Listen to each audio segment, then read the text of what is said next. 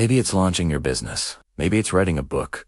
Maybe it's mastering a new skill for a promotion, or finally getting in the best shape of your life. You pick one, and only one, major goal for this period. The first step to entering this state is radical clarity. You need to know exactly what you're fighting for. Vague goals like get healthier or be more productive won't cut it. You need a target so clear you can taste it. Lose 20 pounds in 90 days. Write 50,000 words of my novel in 60 days. Code and launch my app in 30 days. Be specific. Be ambitious. This clear, measurable goal is your North Star. It is what you will think about when you wake up and before you go to sleep. It's the reason you'll push through the discomfort.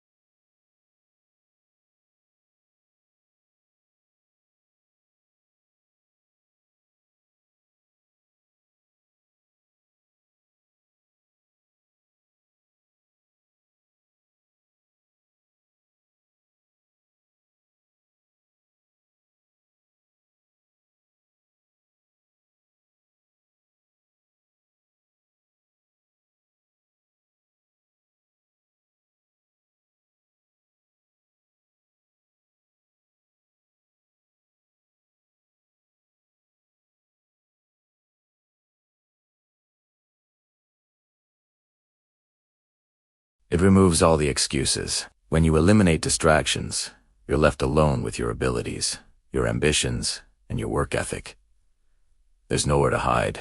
If you fail, you can't blame Netflix or your friends or a lack of time. The responsibility is entirely on you.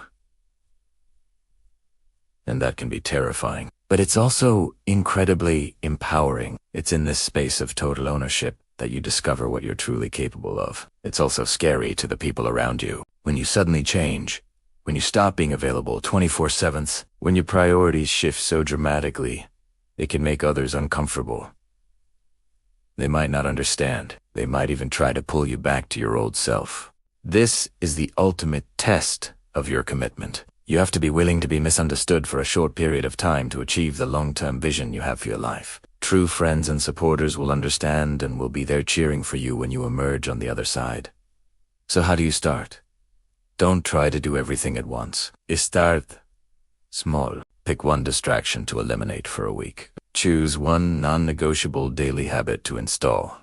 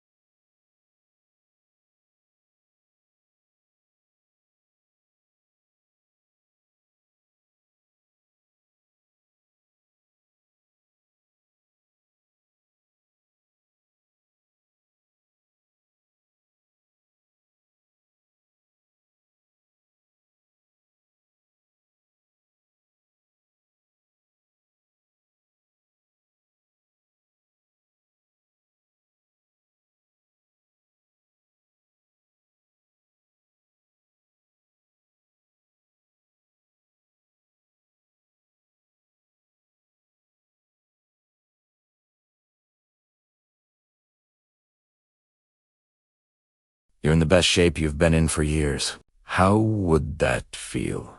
That feeling of pride, accomplishment, and self-respect is what's waiting for you on the other side of this discomfort. It's a transformation that goes far beyond the single goal you achieved. You'll have forged a new identity. An identity of someone who does what they say they're going to do.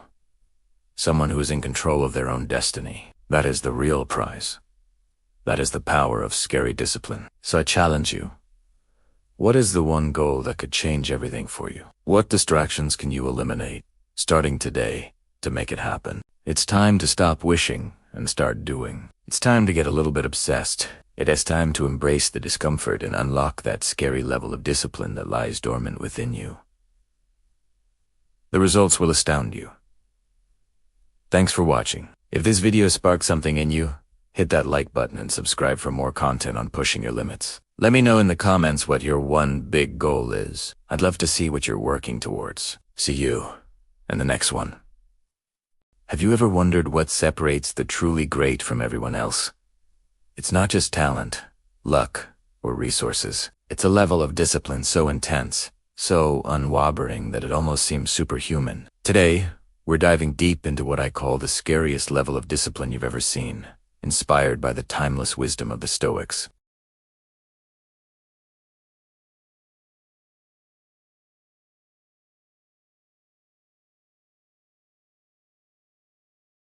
The Stoic philosophers, like Marcus Aurelius, Seneca, and Epictetus, were masters of this. They weren't just thinkers, they were doers.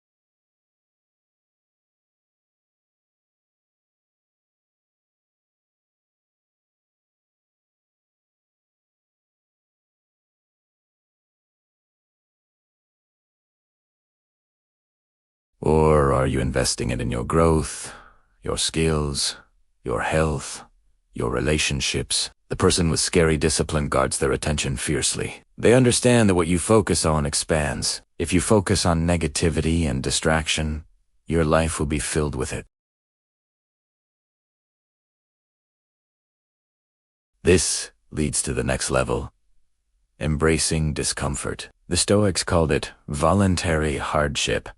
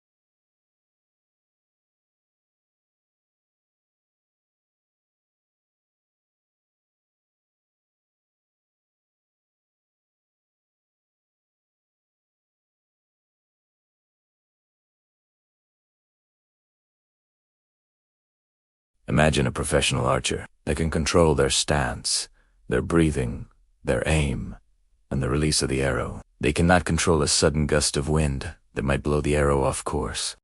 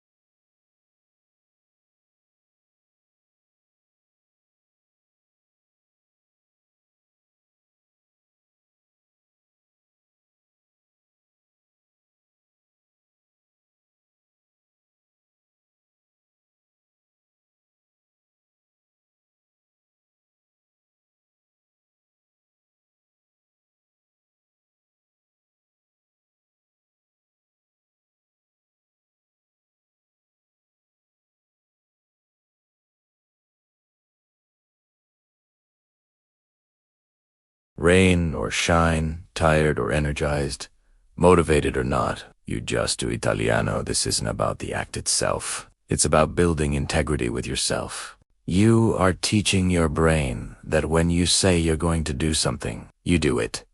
Period. That one small promise becomes the foundation upon which you can build a fortress of discipline. Once that habit is locked in, add another, and another. Over time, these small, consistent actions compound into a life of extraordinary focus and achievement.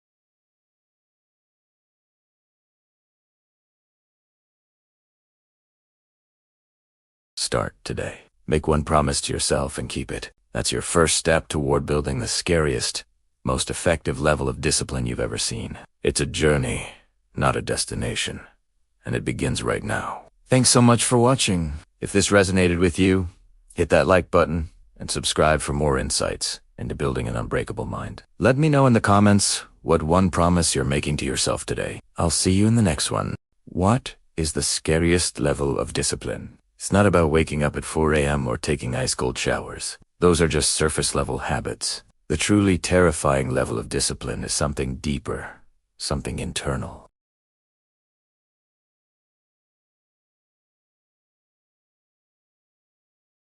Imagine this.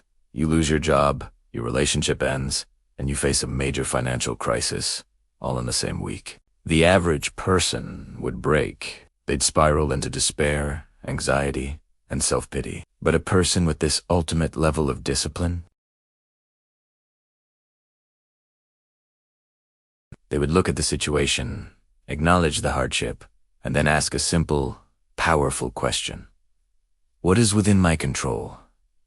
This is the core of Stoic wisdom. The ancient Stoics, like Marcus Aurelius, Seneca, and Epictetus, understood that most of what happens in life is outside our control. We can't control the economy. We can't control other people's actions. And we certainly can't control fate. The only thing we truly have power over is our own response, our thoughts, our judgments, and our actions. The scariest level of discipline, then, is the unwavering commitment to control your inner world, regardless of the chaos in the outer world. It's the ability to choose reason over panic, to choose virtue over vice, and to choose action over despair. This isn't about suppressing emotions. It's about acknowledging them without letting them hijack your rational mind. Think about a ship's captain in a violent storm. A novice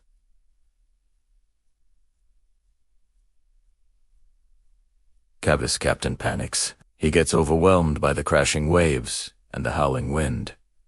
He makes rash decisions based on fear, but a seasoned, disciplined captain remains calm. He focuses on what he can do: steer the ship, manage the sails, and guide his crew. He can't stop the storm, but he can navigate it. He has mastered his reaction to the chaos. That's the kind of discipline we're talking about. It's scary because it demands total accountability. You can no longer blame your problems on your boss, your partner, or your bad luck.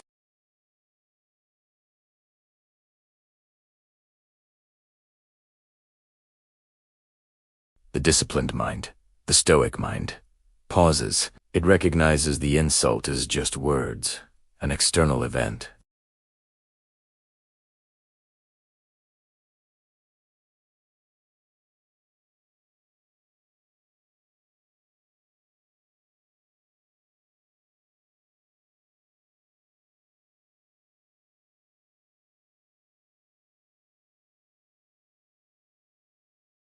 It's a huge responsibility, but it's also the source of ultimate freedom.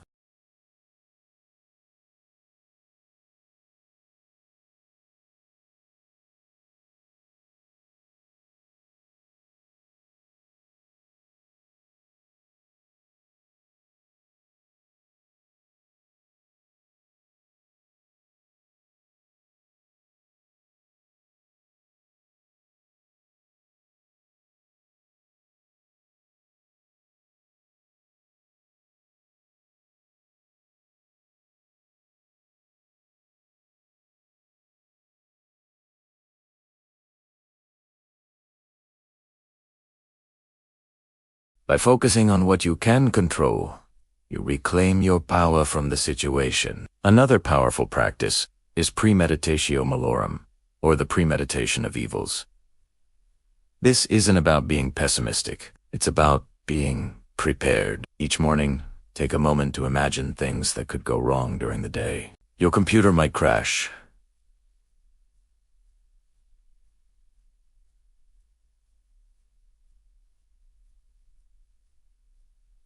A client might get angry. You might make a mistake. By visualizing these difficulties in advance, you strip them of their power to shock and overwhelm you. When they actually happen, you're ready. You can face them with composure and say, I was prepared for this.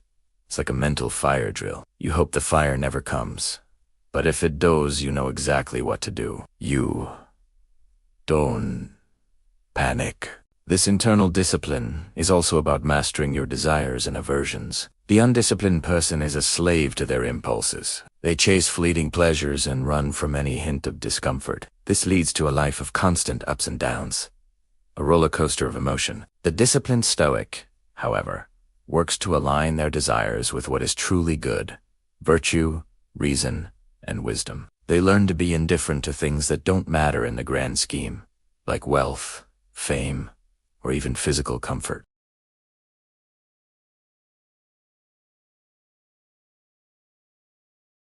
He said, "It's not things that upset us, but our judgment about things.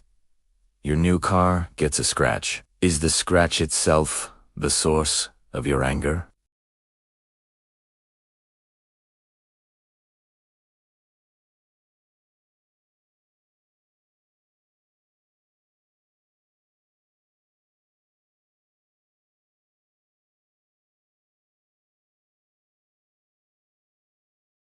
This level of discipline is scary because it's a lifelong battle. It's not something you achieve once and then you're done. It's a constant, moment-to-moment practice. Every day presents new opportunities to train your mind.